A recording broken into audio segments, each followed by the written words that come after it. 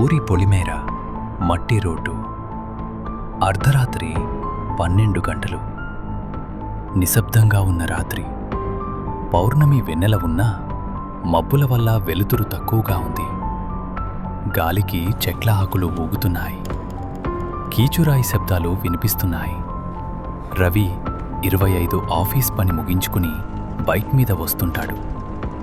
సరంగా bike ఆగిపోతుంది. Ravi bike start చేయడానికి try చేస్తాడు, కానీ అవ్వదు. విసుగ్గా దిగి చుట్టూ చూస్తాడు. ఎవరూ కనిపించరు. బైక్ని తోసుకుంటూ నడవడం మొదలు పెడతాడు. రవి, ఛా, సరిగ్గా ఈ శ్మశానం రోడ్డు దగ్గరే ఆగిపోవాలా బండి? పాత మర్రి చెట్టు దగ్గర రాత్రి 12 గంటల 15 నిమిషాలు రవి నడుచుకుంటూ ఒక పెద్ద మర్రి చెట్టు దగ్గరికి వస్తాడు. గాలి వేగం పెరుగుతుంది. గజ్జెల శబ్దం. కల్ కల్. రవి ఆగిపోతాడు. శబ్దం ఎటువైపు నుండి వస్తుందో అని భయంగా చూస్తాడు.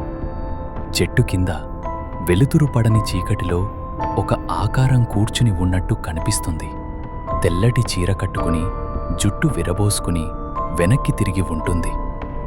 రవి మాదానం రాదు, కానీ ఏడుస్తున్న శబ్దం వినిపిస్తుంది. ఆకారం నాకు దాహంగా ఉంది, నీళ్లు కావాలి.